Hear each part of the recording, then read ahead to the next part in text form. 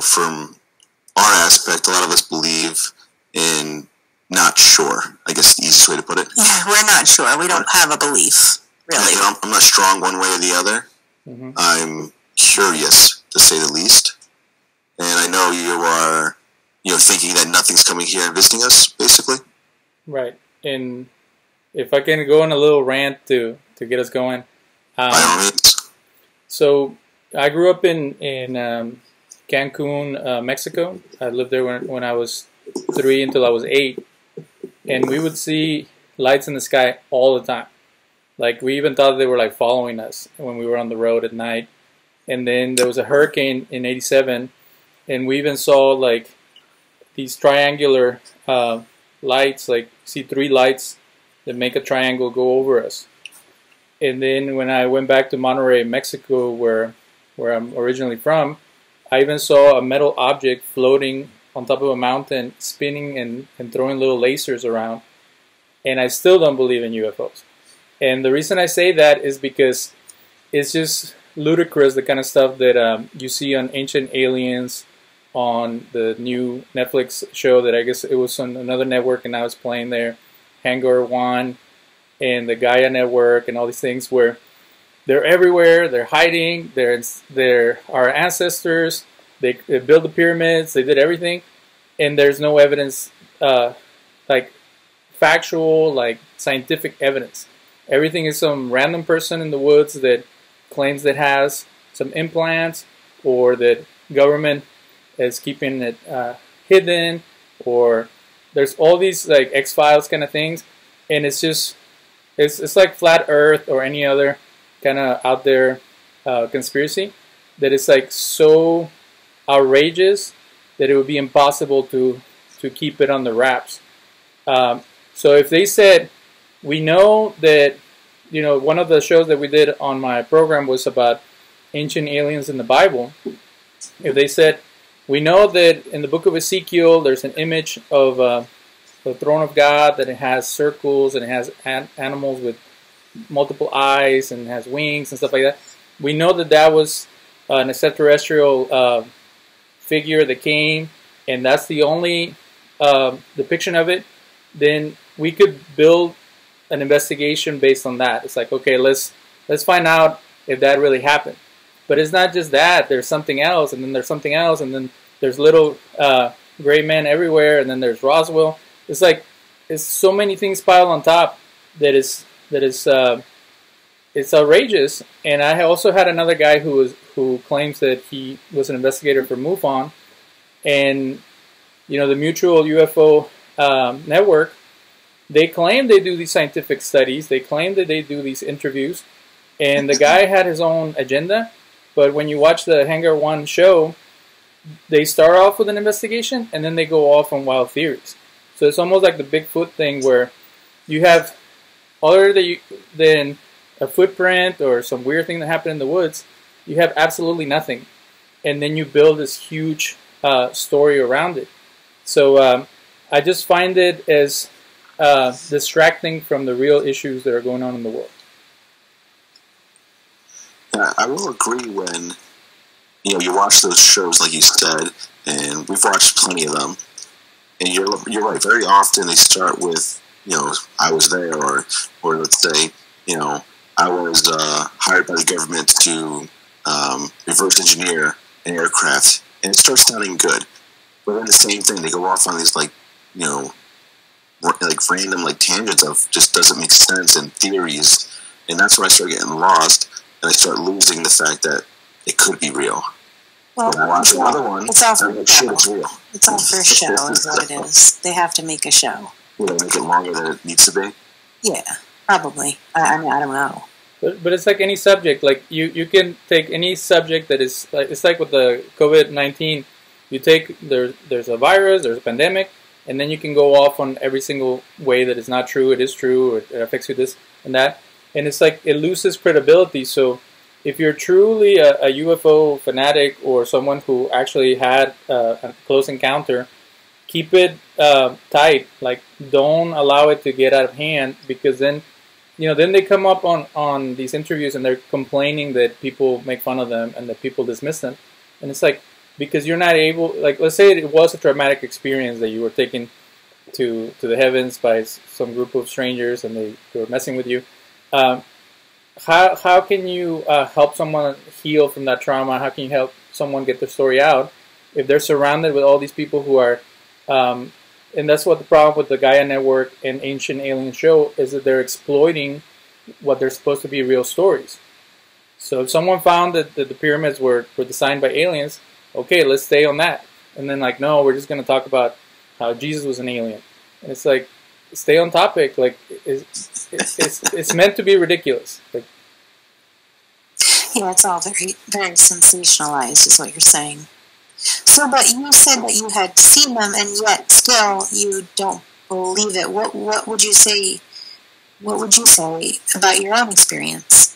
So there's another show on Netflix that is called like Myths or something like that, and they're talking about how when the Mayans would see Venus, they thought it was a monster or some type of deity, because Venus, based on the movement of the Earth, acts really strange.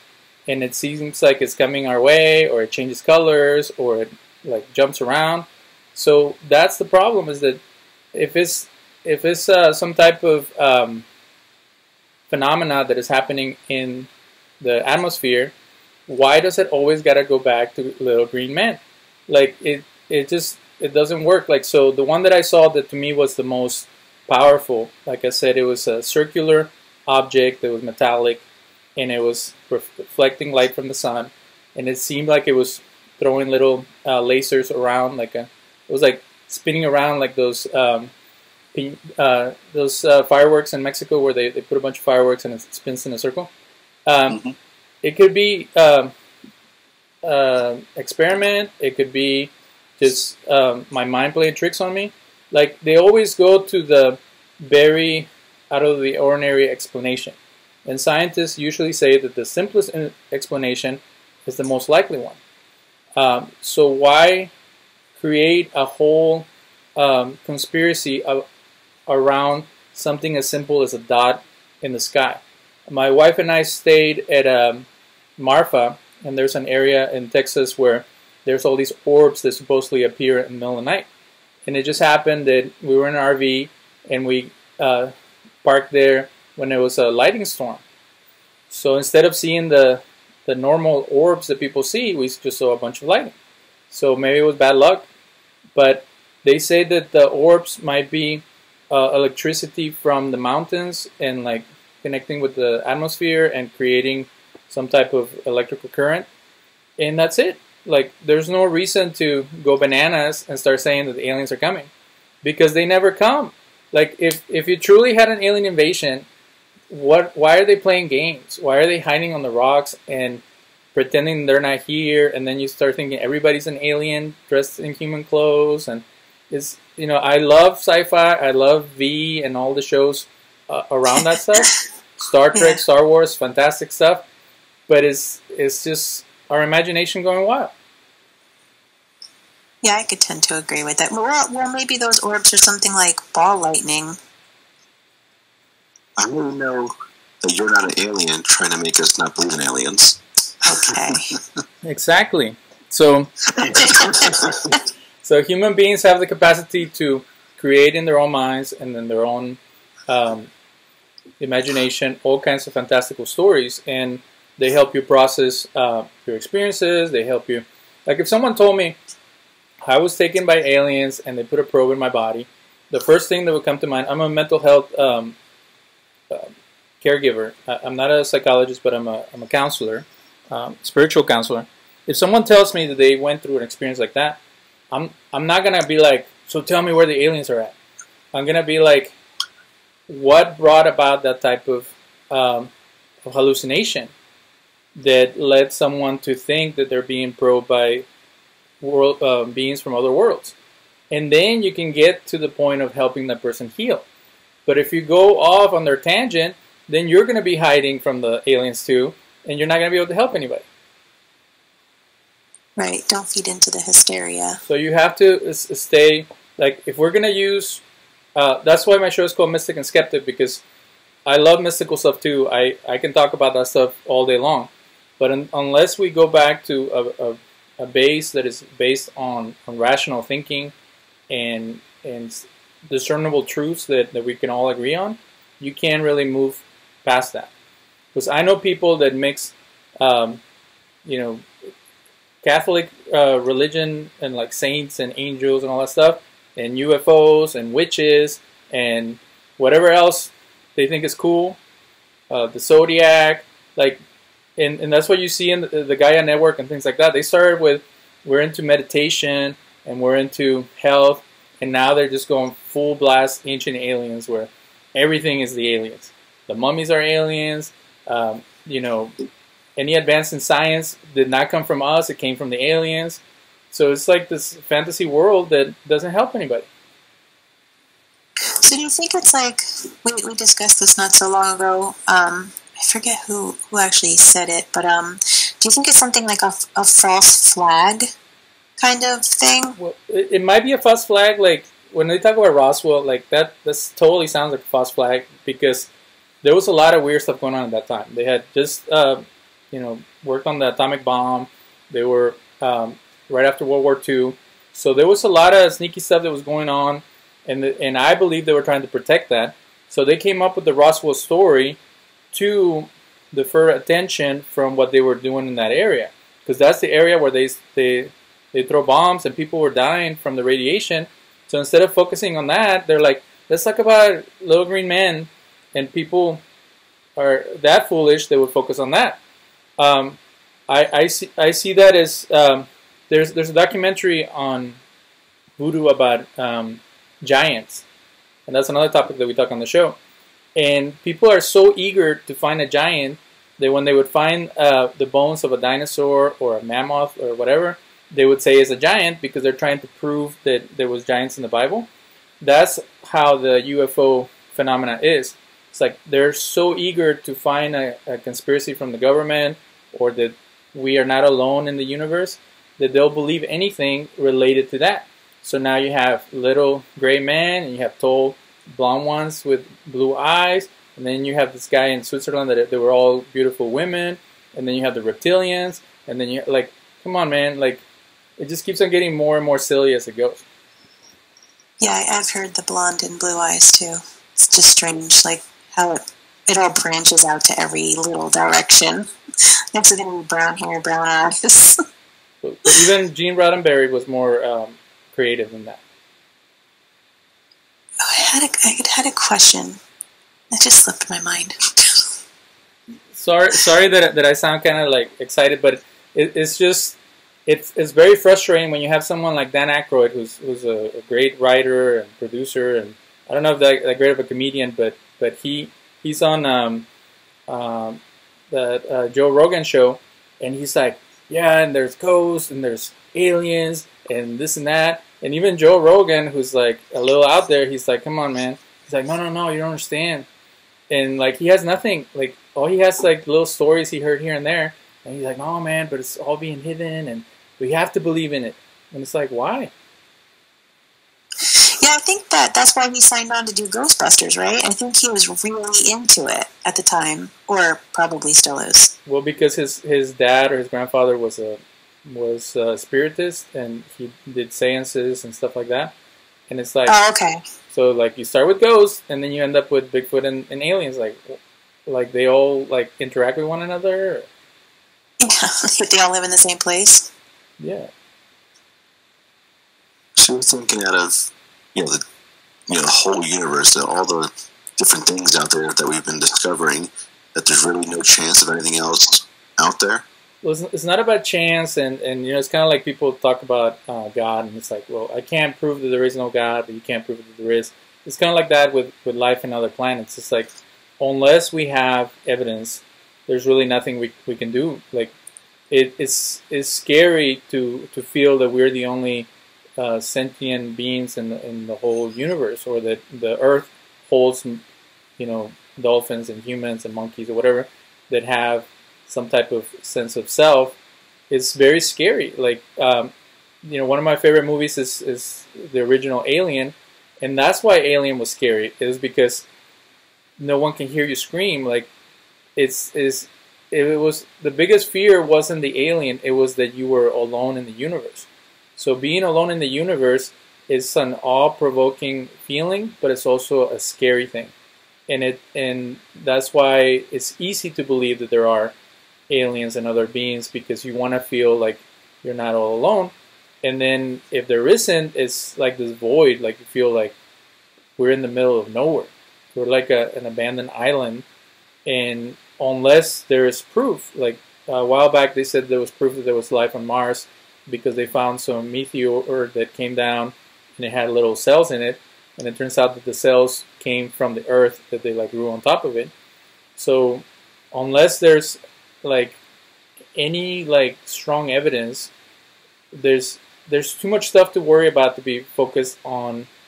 I have a problem because I have friends that work for NASA, and as much as I find space exploration wonderful and exciting, I think it's a waste of money and resources. Like if they point a satellite, or not a satellite, but an antenna towards all the different parts of the universe, and then maybe they find a radio frequency, something like that, I think that is interesting.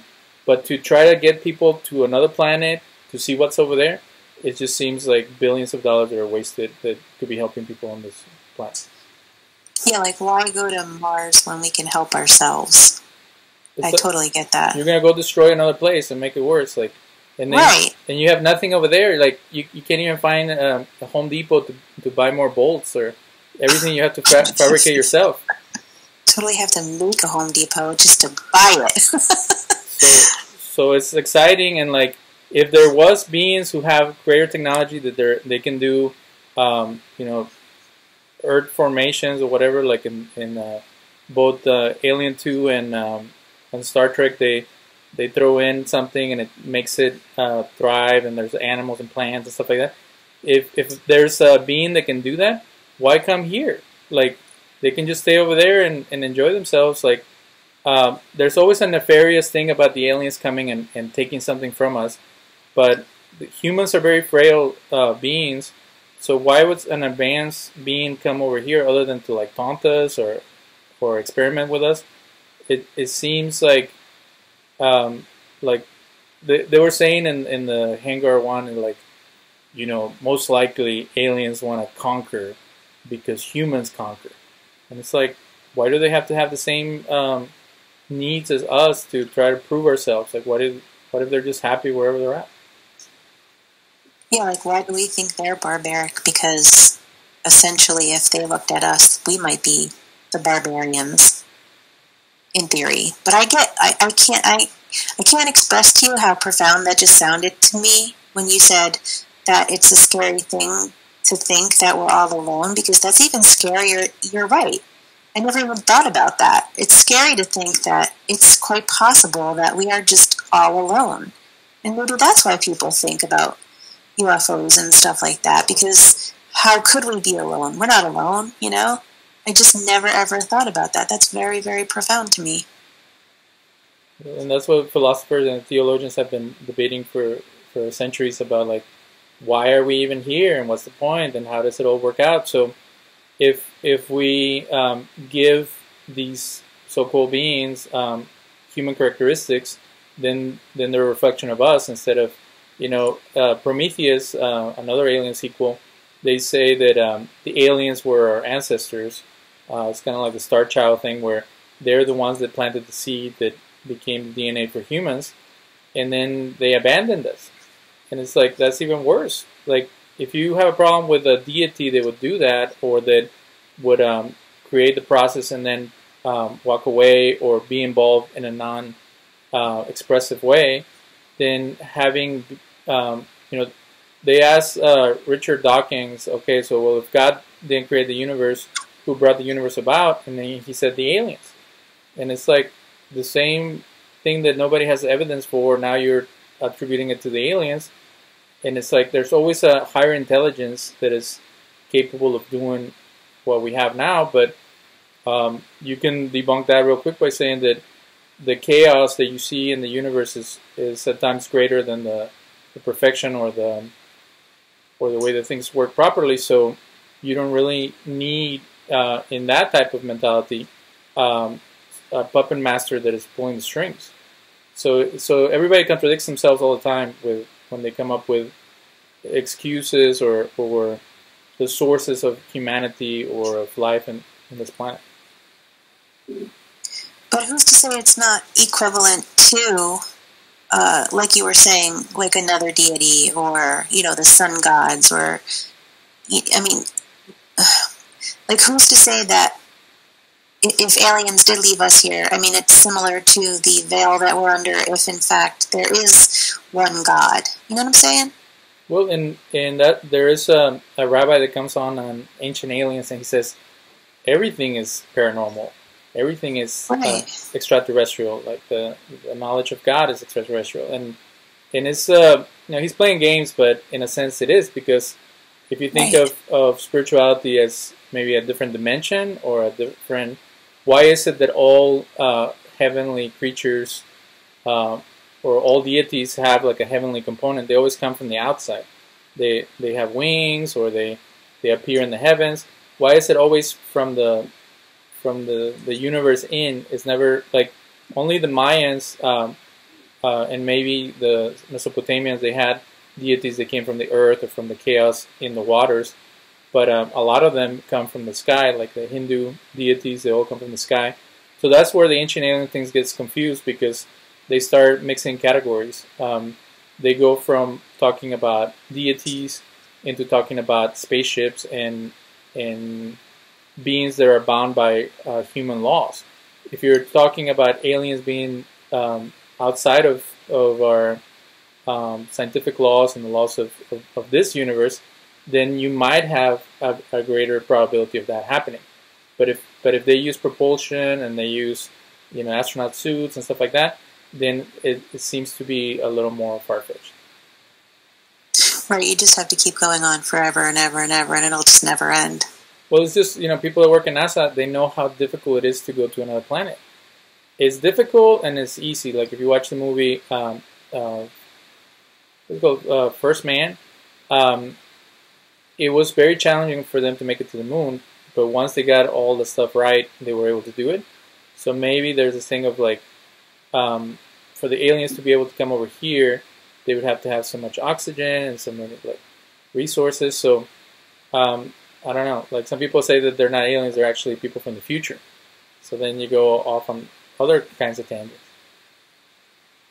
I mean, I could see that more than I could see an alien coming to the Earth. That maybe it is us from the future. That's just my thought. It could be. Well, yeah, because what's the point? Like he was saying the whole time, what's the point of, if they're so far advanced and they're so better than us, why do they want to come here and look at us? We're nothing to them, really, in the grand scheme of things. Right. We had a guest that claims that the propulsion system of alien ships is able to make them, he goes real into it, basically make them invisible. And the only time you see them is when they're having a problem. And what the fuck they hear, really? That's way too advanced for me. I'm not invisible. I can't make that happen. If I was, I would get way the cooler shit than coming here.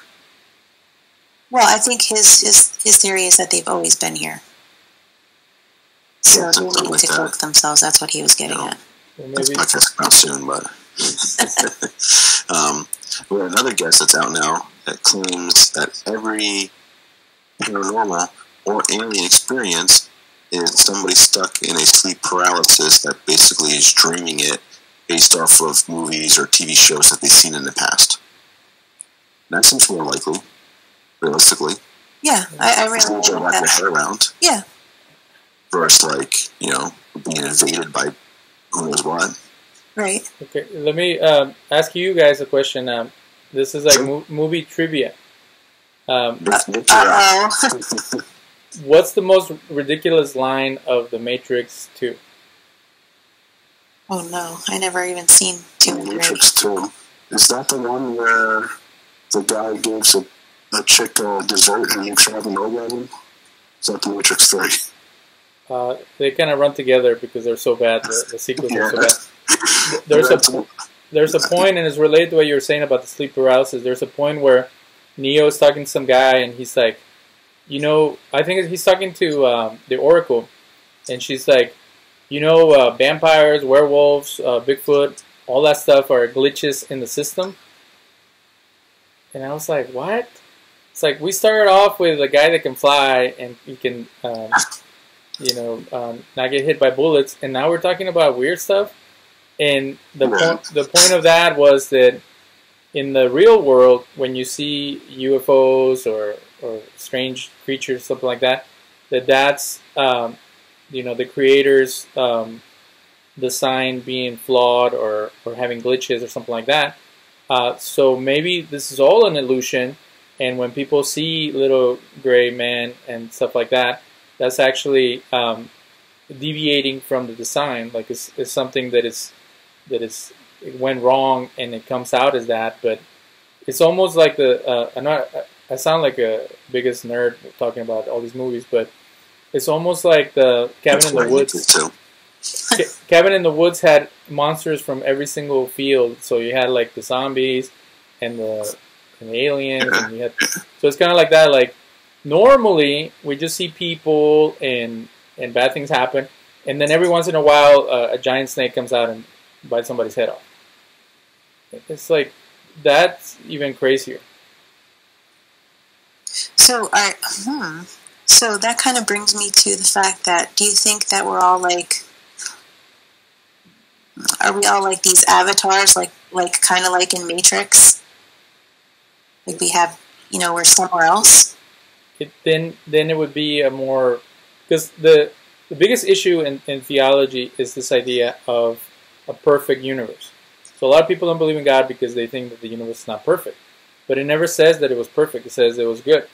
So if you could create your own avatar, like another movie, Ready Player One, then you would create yourself as beautiful and as athletic and capable as possible. So why would people dream of themselves in an ICU bed or with multiple issues or in poverty? Like it would be only the privileged or people who are aware of being inside the matrix. They would dream of themselves as millionaires and supermodels. Well, then that would bring us to some kind of karmic dilemma. I see where you're branching out. You're branching us out here. I get where you're coming from. So, like, if we didn't have a karmic dilemma, then we wouldn't be in an ICU bed. But the grand design is that we could be that perfect being. And then you go into The Secret, and if you will it, it happens, and all that other. Yeah, that's where I was going, to The Secret, yeah. But there is somebody out there, and I always forget her name, that basically, long story short, says in order to get to heaven, you have to experience, say, everything. So the person in an ICU bed that has problems chose that because more or less they have to. Or they chose a tough one. They want to experience everything, or the spirit wants to experience everything prior to being happy, let's say, in everlasting heaven. And that's such her Akashic records. That's kind of her theory, I guess. And she truly believes it, though. She's just like, oh, I see someone in a wheelchair that's really, having it tough, and they're like, oh, chose a hard one this time. And I guess we're just never going to know until we die. This is that truth. I want to know. If death is death. That's another problem. Maybe so we could go into all these different. The aliens are the departed souls of the people that went before us, and they're stuck in here, and we see them. We see glimpses of them sometimes. Like you can go on all kinds of different routes, but I have a lot of problems with the determinism that people are meant to be in a situation or that they can will it, because there's a lot of suffering. There's a lot of bad things that happen that have no purpose. The tacky line is like everything happens for a reason and stuff like that. There are many horrible things that happen in this world that are completely chaotic and destructive, and if you try to find a reason for them, you actually go crazy. So determinism is actually very detrimental because people get stuck in that mentality where I believe we have all the tools to overcome every challenge. I don't think that everybody has like a predisposed life pattern that is supposed to happen, because then it also becomes too complicated. Like, how do you even manage that? Right. So, you could say that about, we're not supposed to know about the aliens until we're ready, until we're spiritually mature enough for them to reveal themselves to us. So when someone tells me everything happens for a reason, I agree with you where, like, there's some stuff that's just, like, I don't know, not fair, or the reason's just ridiculous, or to really find the reason, like you said, makes you go crazy.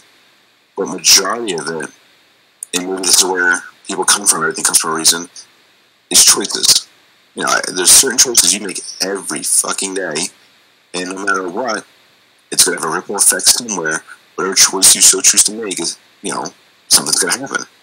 Even driving, you decide to make, I'm going to cut this person off. For all you know, that could make somebody else crash and someone dies or whatever, and you drove away, or anything, or you made that person late because you cut them off and you caught the red light or something. That's everything happens for a reason. Could be purely based off a human choice. Well, that's my favorite lyrics from Rush. If you choose not to decide, you still have made a choice. Everything's a choice. Everything's a choice. But that's the pure reason why things happen. Choices. The most important thing about what you're saying is that you are counting human responsibility. A lot of people discount human responsibility, and they say that your choices are just choices, that if you do something and something bad happens, then you're like, oops. And that also creates a lot of problems, because everybody's trying to blame everybody else for their poor choices or their bad decisions or their lack of responsibility. So we have to live in a world where we're both responsible and aware that there are certain things that are outside of our control. Right. Yeah, I'm big on accountability, I guess I would say. I mean, unless you can live the Tao, which is, it just is. And you can live that way, which is, why would we be here on Earth if we could all live that way? How could we all live that way? But let's get back to the alien thing. Like, I feel that part of the alien conspiracy, or creating these worlds around the alien phenomena, is wanting to have control over something. So if the government knows about the aliens, then we have that part of the universe controlled. Like, there's other people or other beings in the universe, and we have access to them, or they have access to us, or they're trying to kill us, or whatever. So now we have control over the amount of fellow sojourners in the universe, and that's less scary. But if we don't know, then that's what upsets me of these shows, is that they never are humble enough to say, we really just don't know. There's all these kind of weird phenomena that happens in the skies, or under the earth, or in the water, and we just have no freaking clue. They're not willing to say that. They want to always be right and come up with the most outrageous theories. That's what sells. That's even news, too. That's in everything. What upsets me the most about those shows is they get paid to talk about nothing. Yeah. They get paid to just ramble. What about me? But if you're a straight shooter like we are, and you tell people, well, there's this issue and there's that, and maybe there is a giant gorilla walking in the forest, but nobody can catch him, but who knows? And they're like, that's not good enough. I need you to be on camera and look at people in the eyes and tell them, I saw him and I'm going to catch him next time. And then you can do 20 shows called Finding Bigfoot, and you never find him. Right, that's so disappointing too. Not that they don't find Bigfoot, because I never thought they would find Bigfoot, but it's just so disappointing to even invest all that time and then hear nothing. But the Bigfoot is part of the alien phenomena, because they're actually living under the earth, and they are hanging out with people from Atlantis and all that. And clearly they're hairy. And they only come out when nobody's watching, and no matter how many cameras they put out there, they still can't see them. Well, we can see everything from the sky, but we've never picked up Bigfoot, or a Loch Ness Monster, for that matter. Maybe he's like Predator. Maybe he just appears and disappears. Yeah. He can cloak himself. So it's just, again, the amount of energy that is spent on that kind of stuff. We could be talking about real issues that are affecting people, and I know that bumps people out. Like, I don't want to talk about poverty. I don't want to talk about human trafficking or anything like that, but there's resources that are being used. Like another documentary, they go to find Noah's Ark, and it's called Finding Noah, and they never find him or anything. And they're like, is this a big waste of money? It is, because they're not even willing to concede that maybe the story is allegorical. Maybe it's not. Maybe there was an actual thing, but it's been too long. And they're like, no, we got to find it so we can prove the Bible right. So they're spending millions of dollars sending people to Mount Ararat in Turkey and almost getting shot. And for what? Like, just so they can prove a point? So I feel like space exploration is almost like that. Like, we have to go to Mars.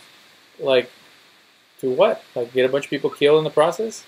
Like, what's the benefit of sending people to another place that's far away? There's no oxygen, there's no resources. Like, you just to show that you have the capacity to do it. And again, it's great. It's interesting. It's something that I would support in theory if it was free. If you can come up with the resources, just from the elements and make it over there, that would be great. But you could say that I guess it helps the economy of the people that work for NASA. I don't know. Yeah, the amount of money truly wasted, or I won't say wasted, even though I just did. Resources, the amount of money and resources used on, say, the most ridiculous ideas, projects, theories, whatever, is mind-blowing. Yeah. Like, that number is probably sickening. Yeah. Like, truly sickening.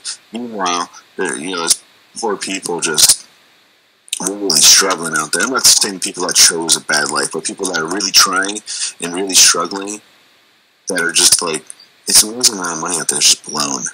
Mm-hmm. And I'm very curious, like, if they actually send someone to Mars in my lifetime, I would love to talk to them and just be like, why? Why do you want to go? According to Elon Musk, it's going to happen in your lifetime. And I don't know why. Like, why would you want to be like, you know what? Fuck, I'm going to Mars. I can tell you that you're going to die. In 20 years, like when I'm 60, I would sign up to go to Mars. And because I work Why not today? Huh? Why not today? Because I still have a life to live. If I have, when I'm 60, it's looking bleak. Well, if you see the people that I work with, who you're lucky to make it to 60 with all the different illnesses that people can get, and horrible things that can happen. So I made a pact with my brother that when we turn 60, we're going to become daredevils, because we want to. Fuck yeah! Yeah, go for it. It's just you're going to end up in a bad situation either way. Like, so it's not about being irresponsible, but it's about living your life to the fullest and keeping your bucket list or whatever. So if they say, it's going to take, 4 years, 2 years to get there and 2 years back, and you'll be the first man that goes to Mars, I would sign up for it's like the adventure. It's kind of like, why would anybody sail the ocean all around the world or climb a mountain? Like, there's some stuff that's like really risky, and it's almost like, as a religious person, it's almost sacrilegious to go inspect a volcano, because you could die in an instant. But people do it because they think it's interesting, or they want to go down in the books as the first person that walked inside a volcano or whatever. So, but there's this thing of like living your life to the fullest. So if for some reason it helps, like let's say that we find out that the Earth is going to explode, and me going to Mars helps some people make it out, maybe, but I would still have ethical issues with all the money that is spent to make that happen. And then it's it sounds like a losing proposition, because you might lose a life, and you might, like, so many things that can go wrong. So why risk it? Like, why put yourself through that and put so many people's expectations? Because I saw the Challenger, on TV when it exploded. Like, just as a kid seeing that, it's like, if one rocket explodes out of 10 that they send, that's one too many. That rocket, and the reason why, because I saw it in school too, is the reason why we didn't go to Mars. Especially on that first trip. They're less exploding now. It's Mars. So they learned something from it. They learned what to do so it doesn't explode. But it's just it's a very disheartening thing to see a bunch of American astronauts like die in that way, and it's for science sake. So now scientists are doing crazy stuff. Before it was religious people or people who were ignorant. Now you have people who are very knowledgeable, and they're still doing things that are very out there. I guess it has to get to a point where everything's unknown. So anything is daredevil-y, if you're talking science, anyway. Well, now dealing with the virus, it's like if you work in the medical field, some people are overly dramatic and they're saying that they're being put at risk for their lives, and there's other people who are saying this is just what we do all the time, and it's just a different virus. So you have people who see it as a martyr thing or as a heroic thing, but it's like you have to balance it out in your life. What are you willing to risk, and how much are you willing to put yourself out there? Yeah, definitely. There's just too many judgmental sidings. Like, you're either one way or another, and that's how it's so black and white when you go on your social media or if you're listening to the news.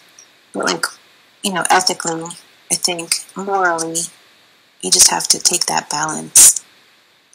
See, but I guess is what you're saying with everything, really. You guys are going to get a nasty email or a call from somebody saying, you guys started talking about aliens and now you're talking about big philosophical issues. Like, what the heck? How did you close the lid on aliens so quick? And it's like, because there's nothing to talk about.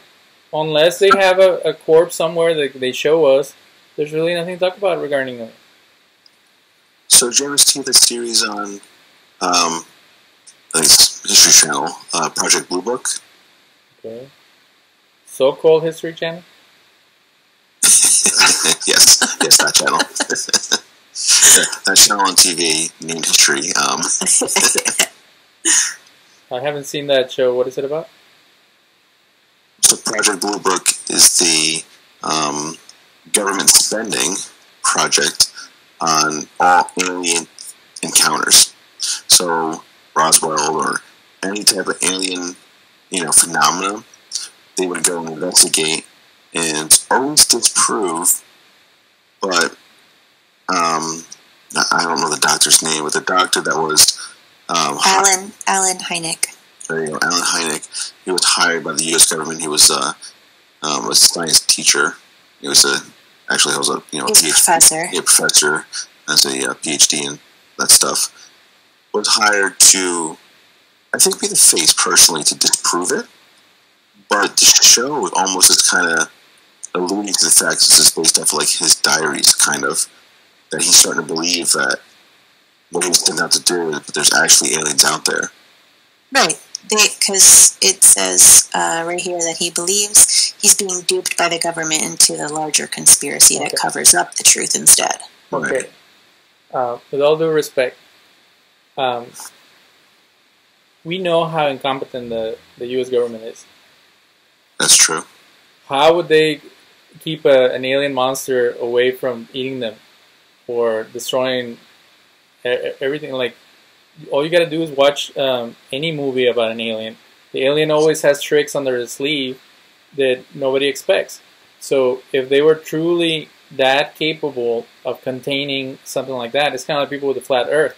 They think the government has spies everywhere who keep everybody dumb through these antennas or whatever, and that we're actually like floating in space and they're trying to keep us from that. There's so much coordination that somebody would come out and for money or to write a book or whatever, they say that they always have a couple of wild cards that they were there and they talked to the alien and this and that, but there are always people who are really strange and really out of the ordinary. So if credible sources is the biggest issue, and then if you have this book that somebody found, that somebody wrote, and they have all this evidence, it's always conjecture. Like, it's nothing tangible. And going back to the capacity for human beings to keep a secret, to they were saying in Hangar 1 that every time that somebody comes out writing a report about the aliens, they always find them dead. And And maybe they were doing some other naughty stuff that we didn't know about. Maybe they were messed up with the mob or gambling or something. Maybe they died for another reason. But if you assume that the government takes out everybody who's out to come out with the aliens, there's so much coordination and so much, like, they're going to slip up one time or another. And then even the aliens are going to betray them. Like, what are the aliens doing that are controlling the government, or the government's controlling the aliens? It's just, it's not tenable. Like, it just seems. And then there's other governments, because they were saying that here is not the only place that the government works with the aliens. You see that in Australia, and you see that in the Netherlands, and like, you know, the Mexican government where I'm from, they were already, you know, betrayed the aliens for anything, just for the fame of them being the first ones to know the aliens. And we have our own specialist in aliens in Mexico. His name is Jaime Maussan, and he was a reporter for Mexican 60 Minutes, and he realized that he was just going to be a broke reporter for the rest of his life, so he decided to become the alien reporter. And now he's famous all over the world because that's all he talks about, and he has no proof other than a couple of videos with little lights.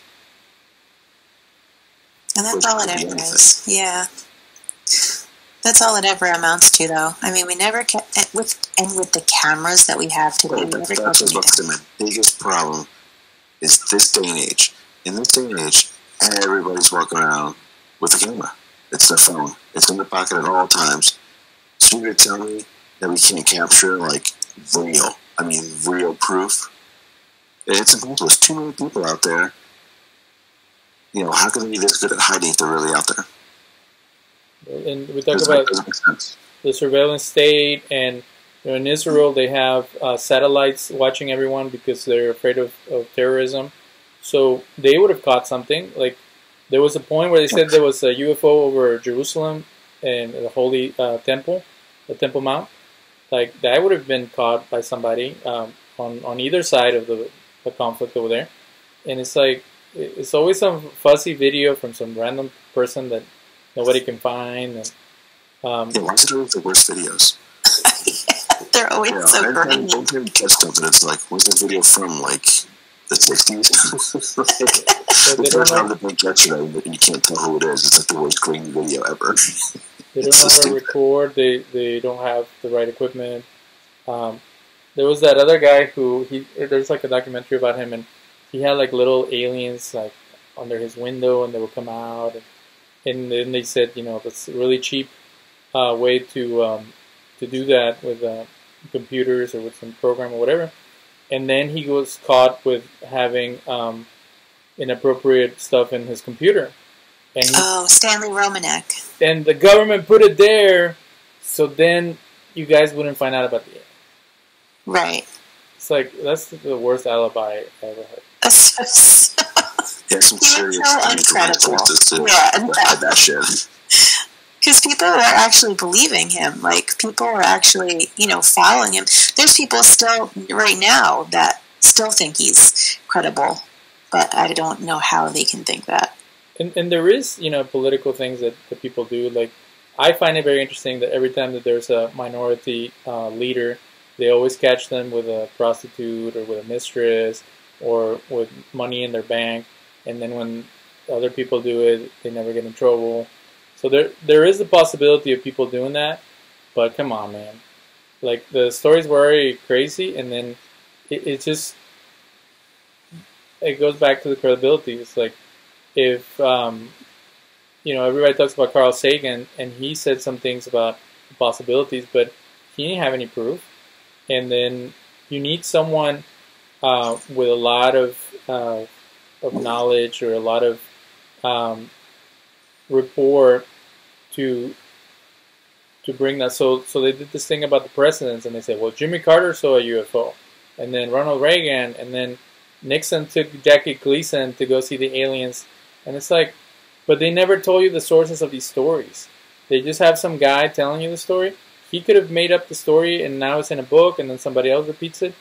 It's just, there's too many, we know how people are. So it's easy for people to play telephone and to make stuff up for self-aggrandizement. So how can we trust any of these sources? Or maybe we're just duped to believing that they're incredible sources. Uncredible, not incredible. That's different. Well, in the same Project Blue Book, there was an episode that had, at the time, Senator Kennedy was trying to do something with aliens during the Cold War. You know, so maybe, for all we know, he was murdered for trying to show us aliens when he became president. See, but then That's or people hated him. Yeah. Or people hated him. Yeah. Somebody hated him. Kennedy's going to blow the lid off the aliens. But then you have to disprove all the other conspiracy theories about who killed him. So it was the alien enthusiasts that killed him, or the alien co-conspirators in hiding it. So then you gotta get the mob, the Cubans, like everybody else off the hook. And that's... Gotta choose one scapegoat. So that's like, how do you unprove someone's theory? Anybody can say, you know, like we were talking at the beginning of the show, you know, I'm an alien. And it's like, well, how do you disprove it? It's like, well, you have to put someone in a CT scan and see that there's no alien organs in that person. So then are you going to do that with every single human being to make sure that we don't have alien population that trying to take over? Pretty sure in this day and age everybody's been scanned some way or another. Not necessarily. No? Well, I don't know. But maybe we're all... Now they're start doing it at birth. Way to go. Way to tell the world, Danielle. Well, no, because, you know, I was reading this, what was I saying the other day, that the Vatican, what was it called? I don't know, listen all the time when you talk. Okay. Well, the Vatican Observatory had like a meeting of people, you know, and this is just something that I read, you know, claiming that, you know, there's there might be some credibility to UFOs out there, but, you know, they're still unsure also. But they did say that. Well, did you see, I don't know when it was, a couple of weeks ago, I guess, that the Pentagon, I guess, or the Department of Defense, you know, these videos have been leaked, so-called leaked, for, I think the one was from, or two from, like, 04, one's from 2015, of UFOs, basically. Yeah, you know? But it goes back to the cynic in me. You always got to think, like, what's going on politically that they would release them at that particular time? That's what I said. Yeah, it's an interesting time during this disease that they're, hey, by the way, as we're, you know, we don't know what the hell that was. But the funny part is the time that they put it out. I mean, not many people were I mean, I guess a lot of people were talking about it now that we're looking in hindsight, but it wasn't like everywhere. Really? Yeah. I don't see it on the mainstream news. It was basically swept underneath the rug. Like I said, when that shit did drop, it was kind of just like, I don't know, everyone just shrugged and was like, there's more important things to talk about than these videos right now. Isn't that strange? But so it's almost like this would be the right time to talk about it in order to, like, you know, do some shady shit, but it didn't work because everyone is already too much afraid of the shit that's already happening. So, right. So let's get a little metaphysical. What is the organism that lives on the earth that is the most evolved that you guys know?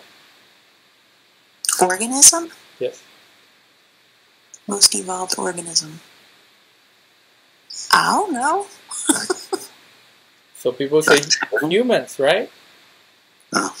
Oh, Yeah. okay. I was going to say humans, but I was like, I hope it's sharks. So let's say humans are the I thought most... you were going to say maybe octopus, but hey, I don't know. So humans are supposed to be the most evolved. But a virus or a bacteria can live on all kinds of different types of environments. Some of them can self-reproduce. Some of them need very little to exist. Or you know, virus needs a host, but some bacteria don't need much other than the right type of you know, water and things to keep them alive. So it turns out that single-cell organisms are more evolved than humans, and they're deadly to humans. So if we're going to talk about extraterrestrial or beings that are harmful or outside of our a capacity to control them, we are surrounded and made out of all kinds of little creatures that have the capacity to destroy us. So I would be more worried about them and an uprising of them than some little green men. Yeah, completely. Makes sense. So it's actually pretty profound. So people are going to be like, well, they were talking about UFOs, so they could stop talking about coronavirus, and then it gets swept under the rug. Then the first thing you see is someone on YouTube or on one of those shows saying, well, that's the thing. They're trying to, they're ridiculing the people that know about the aliens, so then nobody becomes aware of the aliens. And it's like they're ridiculing it because it is ridiculous. And there's nothing to back it up. Now, the real issues, such as viruses and bacteria and, famine, hunger, and all those things, some of them are based on plagues. The reason that people are migrating to the north because there's, I don't know how you guys feel about climate change, but there are some things that are happening in the climate that is pushing people north, and that's causing all kinds of conflict between nations. There's, lack of hygiene from places that they're being kept ignorant. You were talking about the Catholic Church, and I hate to say it, but some of their the way that they hand out information keeps people in medieval times. So you can pass diseases through holy water and other ointments and things that people use to supposedly heal themselves.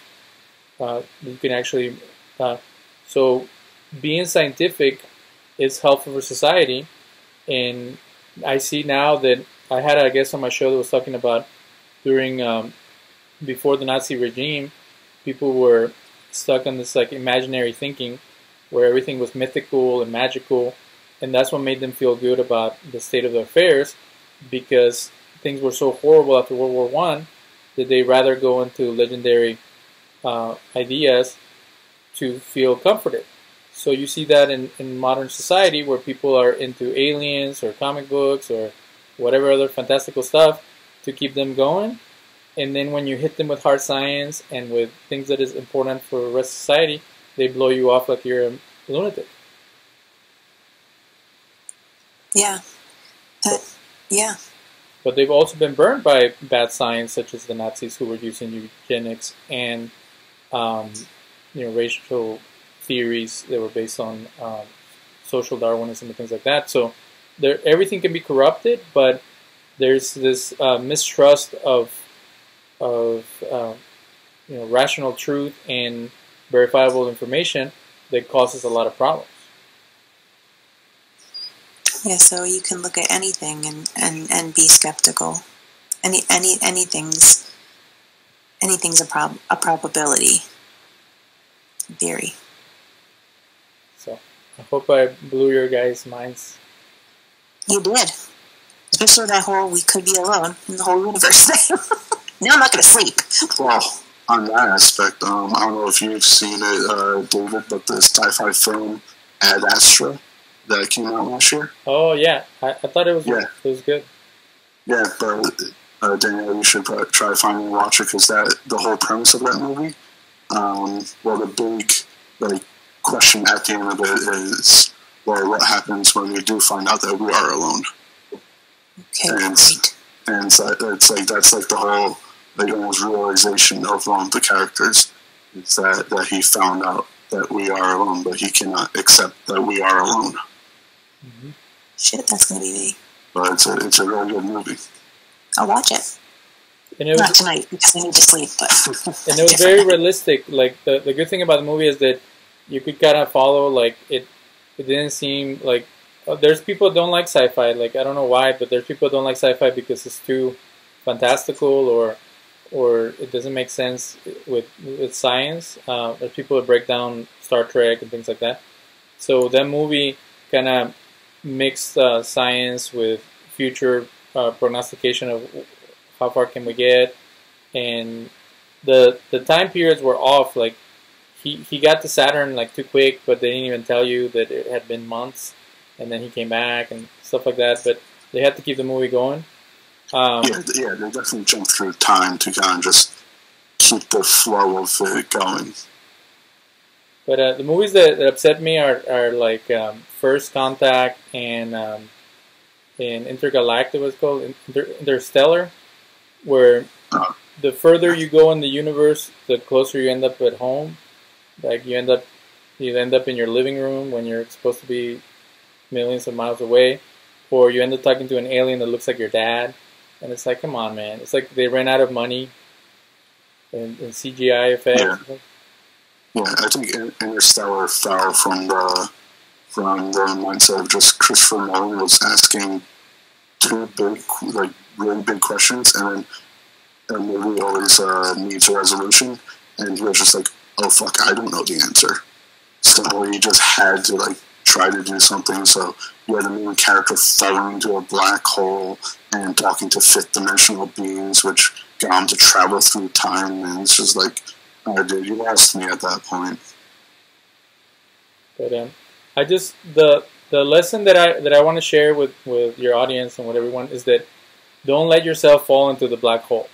Like if you're talking to someone and they start going off, like one time I used to live in a hippie commune in Tennessee, and I knew that everybody had their own ways of thinking and stuff, and I actually thought it was endearing, like to meet people that were thinking outside of the box.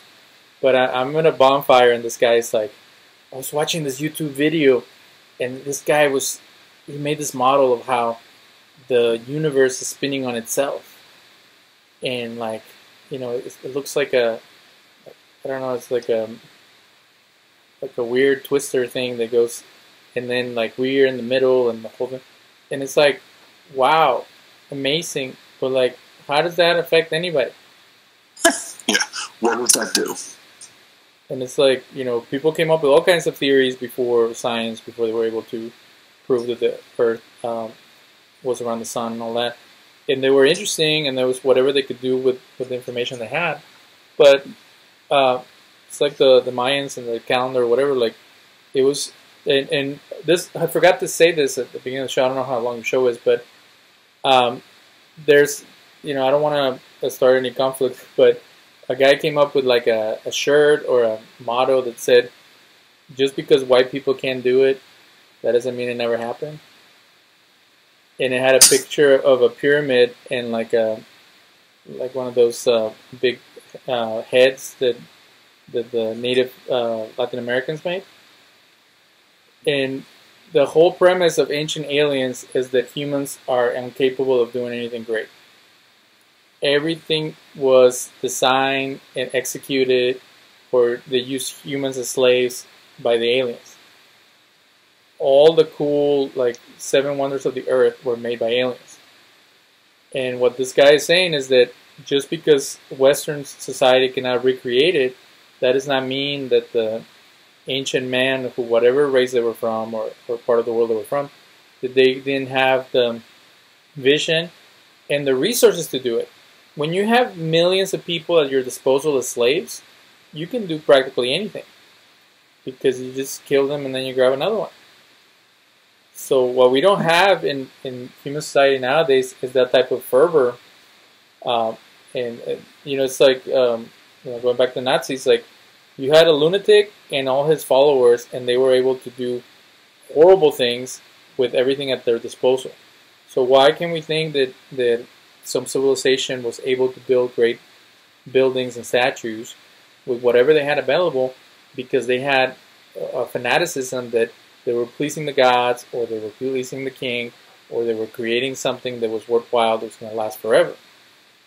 So if aliens would come and see a modern city, they would say, why would you waste all those resources and make all these brick buildings and stuff? Like, what do you get out of that? And it would look like an ant pile or something like that to them.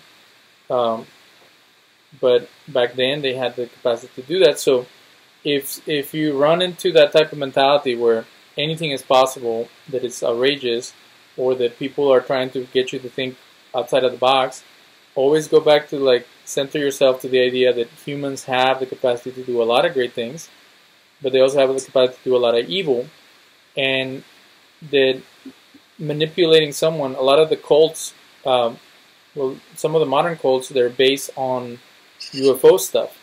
The guy that said that the aliens were coming, so everybody should castrate themselves and wait Jesus. for I don't know that one. It was in the 90s. I don't know how old you guys are, but like you haven't heard of The Matrix or...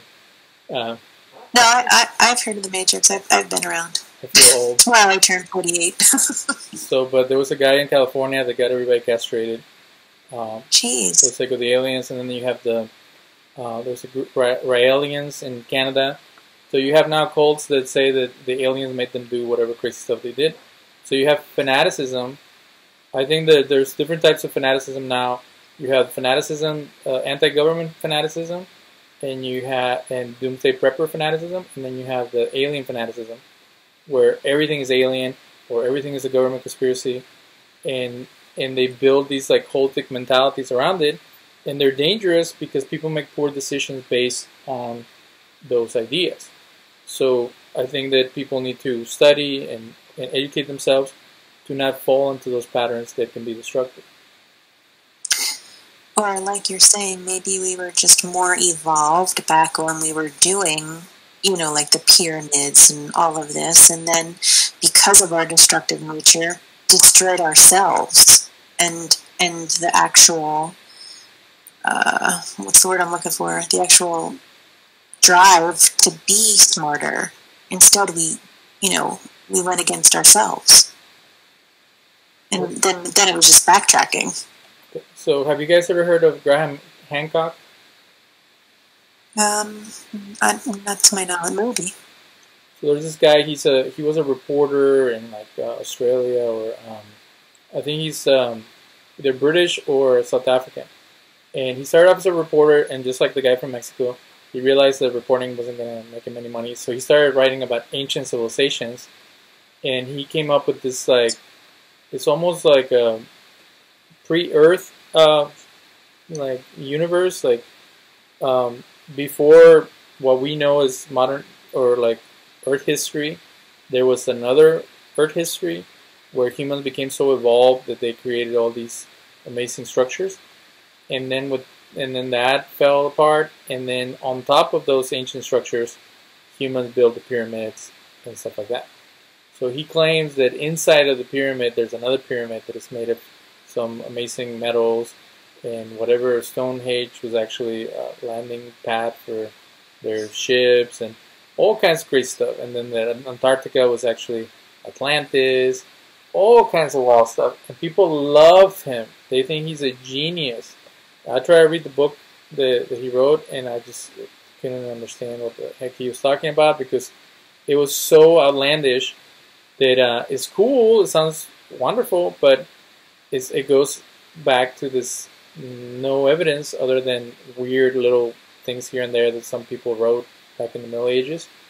So so it's kind of like we were so advanced, and then we lost ourselves, and then now we have like the remnants of that, or the ruins of that.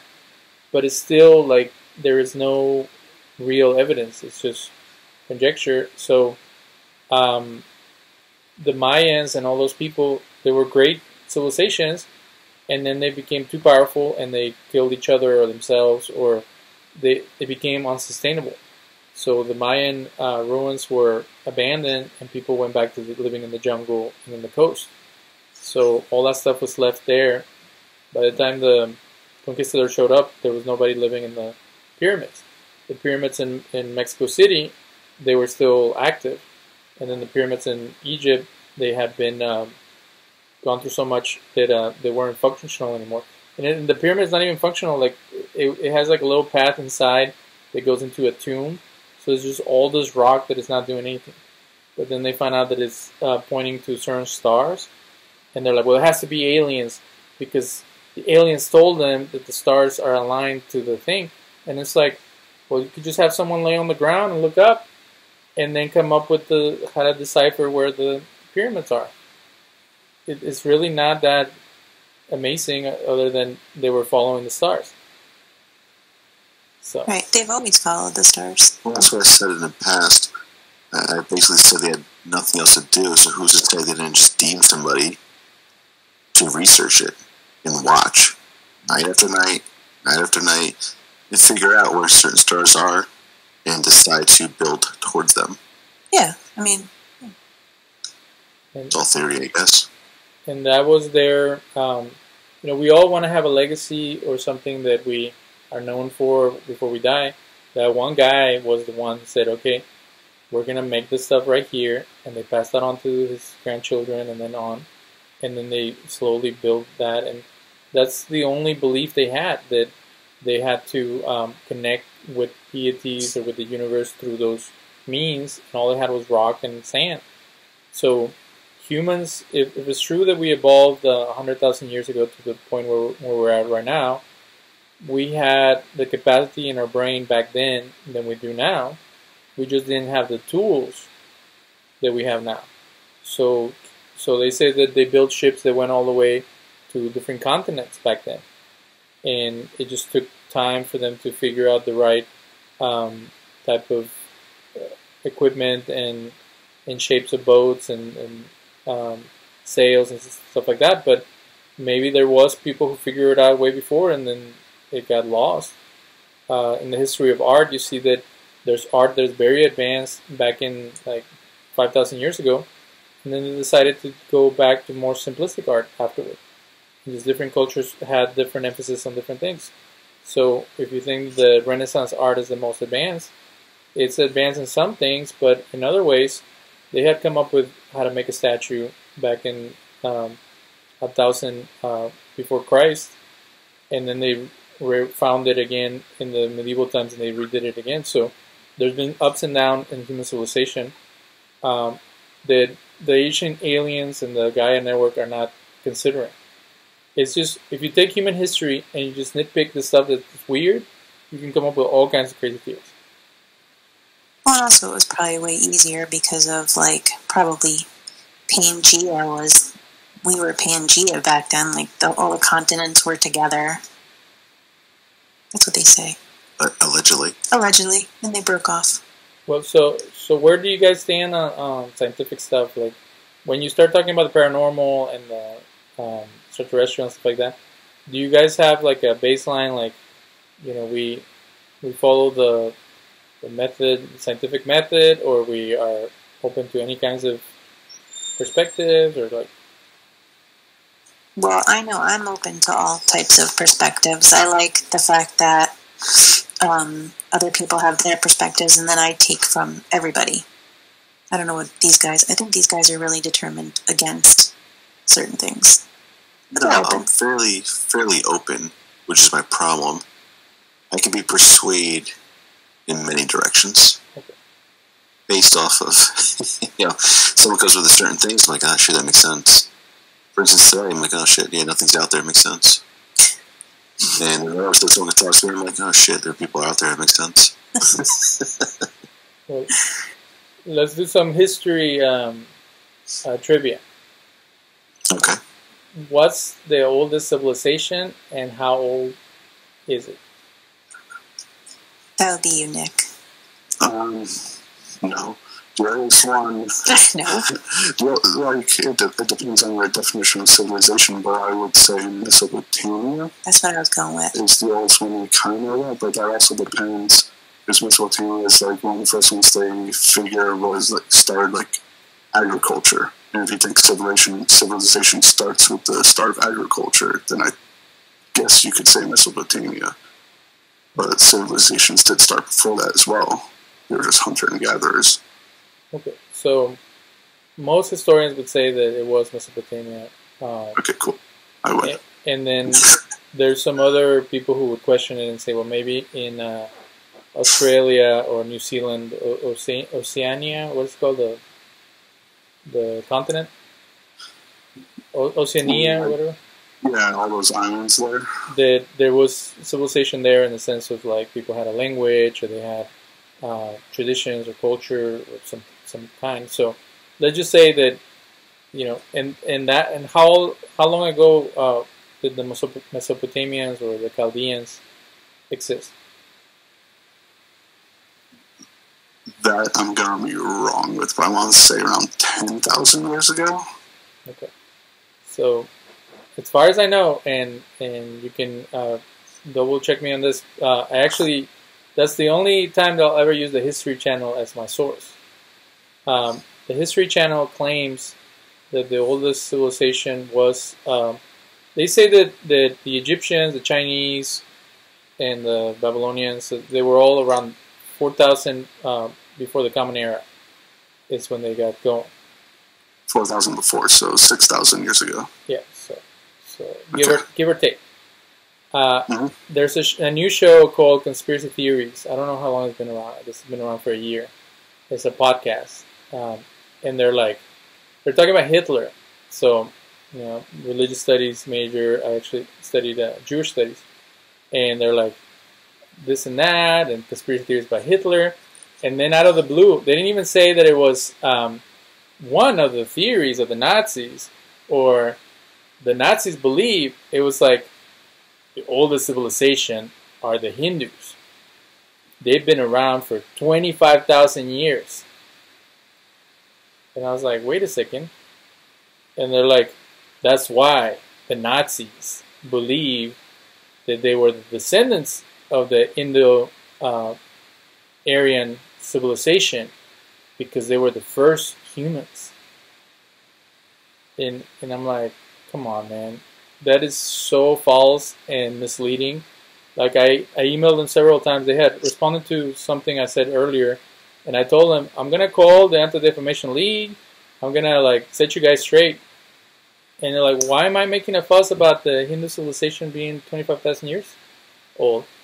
Because that's the whole premise of the Third Reich and the racial purity and the eugenics, and they were murdering people because some lunatic claimed that they were the descendants of the first humans, and then the first humans were the most evolved, and everybody else was Neanderthal or caveman-like. So all the people they killed, the lower races, were people who weren't evolved and who came from Africa, the Middle East, and places like that. So for these fools to claim what the ancient aliens enthusiasts say and what the Nazis came up with as truth, as historical truth, it's a dangerous idea, and it gives justification for modern Nazis and modern racists to keep saying the same crap they say. I found a website that says that Jesus was Druid, and then he has a presentation. The guy's from Ireland, and one of his presentations is, why is there so much German phobia? So he went from saying that Jesus was a Druid to the Germans were right, that all biblical people who are of importance, including Jesus, were all white, and they were part of the dominant race, and everybody else was a Jew or anything else that they hated. So I found it very disturbing that they weren't even checking their facts, and historically, every historian would say that civilization has only existed for 6,000 years, and it came from the Middle East.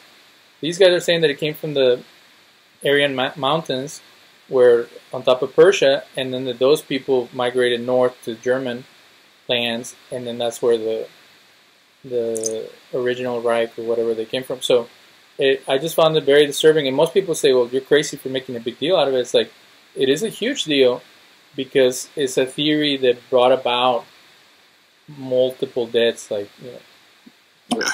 10 million people. So come on. Yeah, if we don't, what's the saying? If we're doomed to repeat, what is it? There's a saying. If we don't remember history, we're bound to repeat it. Something like that. Exactly.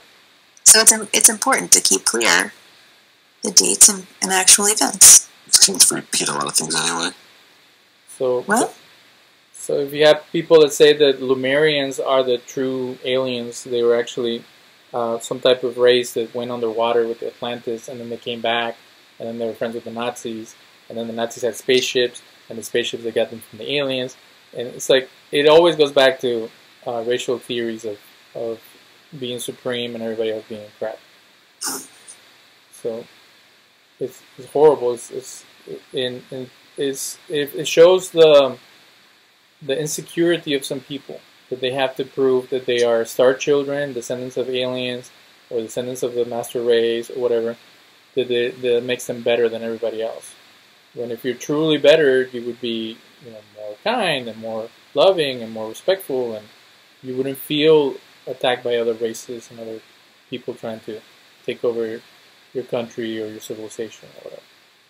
You would certainly hope, right? Okay. So if I ever try to connect ancient aliens to Nazism, it's because of stuff like that. And there's other groups that would say that everybody was African or everybody was native or something like that, or that they had greater civilization. Like, we have to be true to history. Like, we can't make stuff up. In the Latin American community, there's this big push of the Aztecs, the Mayans, the Incas. They were peace-loving hippies. And when the Europeans came, they were pillaged and destroyed. And that is true, but it's not true, because they were also warriors and they were also conquerors. So the British and the French and the Spanish, they made deals with the other tribes that they were enemies of, and it helped them conquer their lands. So there was a lot of animosity among the native population, and the European conquerors used it for their benefit. So they weren't as peaceful as people try to portray them. So we have to be true to history, and like every human being has capacity for evil, for enslavement, for violence, for abuse, and then everyone has capacity for compassion, love, and kindness. And then throughout history we see different parts of that. And one of the biggest challenges is that people try to use modern ethics and morality to judge what people were doing back then. And in some cases you can, but in other cases you can't, because it was a very barbarian type of world, and like it is now. We live in a lot of comfort in the U.S., but there are ongoing wars and ongoing conflicts that are happening in modern world, and it's this fight for survival. And we would want to change it and make it better and bring different type of ethical treatment of people and stuff like that. But there is so ingrained in the human experience that it's almost impossible to eradicate. Which goes back to, that's also another waste of our time, being barbaric to each other, when we could just be healing and move forward and be smarter world. So, do you guys have any connections with like production teams, or do you ever want to make a movie or anything like that? No, we just like to sit around and ponder life. Because I want to pitch a movie idea, and if you steal it and make it into a movie, I would just be happy that I passed it on. So what do you got? So if you watch Predator or some of those, like they try to do Ancient Aliens and Predator versus Alien or Alien versus Predator, and then they did it in Prometheus and stuff like that. So the story is of Latin America and how there was these great empires. So just it's almost like a parable. So what if the people who were part of these great civilizations like Mayans, they were aliens or they were beings from another world, and they left. And they left us, other than we're like their descendants, but we don't remember where we come from. So then they come back, and their spaceships look like Mayan pyramids, and their beings have like these headdresses that look like they're deities.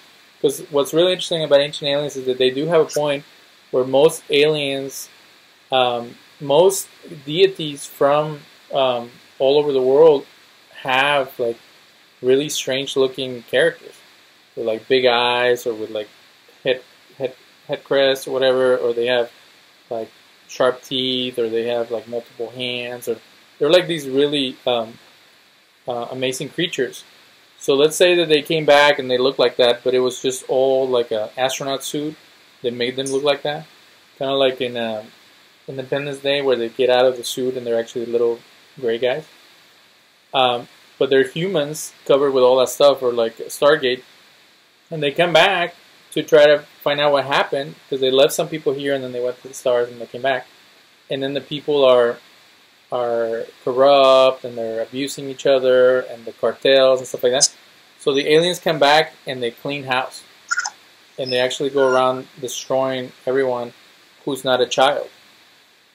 And then they take the children into the spaceship and take them away. I think that would be a great movie, and it would be kind of like symbolic of what happened. So the movie would be called, in English it would be called the Invasion, and in English it would be called the Conquest. In Spanish it would be called the Conquest, because when the Mayans and the native Mexicans saw the Spanish come, they say that in Spanish, to conquer someone is to make them fall in love for you. And instead of treating them kindly and bring them around, they destroy them. And this is the fear that Americans have, that there's going to be an invasion from people from Latin America. So this idea that the aliens would come back and they would destroy the people that corrupted the world, and the only people they would have mercy on would be children, because children don't have, they haven't been taught the evil ways of humanity. So I would like to make a movie like that, where it's like social commentary through horror and through sci-fi. And I think that's, if aliens are worth anything, they're a good source of social commentary. Because when Gene Roddenberry was using aliens in Star Trek, there was a lot of racial tension, there was a lot of conflict, and he would use the future and being in contact with other races of people as like a segue to make social commentary on real life in what was happening in the 60s. There's that episode where there's a character that is half black on one side and half white on the other, and then there's another guy who's the same colors but opposite, and they hate each other's guts and they actually destroy their own world. So, I never even thought about that. And now that I look back at it, I didn't realize that he was using that as social commentary. I never thought about that. That makes sense. A lot of times they didn't have the budget to make other worlds, so he would go to another world and it was taken over by the Nazis. Or he would go to another world and it was taken over by the Romans. And then they would say that there was a theory that other worlds developed at the same time as ours, and they were just at different periods of their history. So they showed up at this one world, and it was the Romans had conquered the earth, but they were in the 1960s. So they still had gladiators, stuff like that. So they had to be very creative, since they didn't have money for costumes. They had to use costumes from other TV shows and movies and try to make an interesting story around it. So in Futurama, they make fun of that, where you go to one planet and everybody's an Egyptian, and you go to another planet and everybody's Amish. That's what they did in Star Trek to save money. Huh. I mean, I wasn't a huge Star Trek fan because it was a little before my time, but yeah, what I'm looking back at now, now I know. Now I'm going to go watch it again.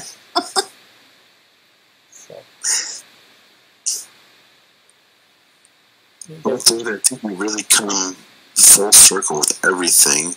So why don't you let the audience know where they can find you?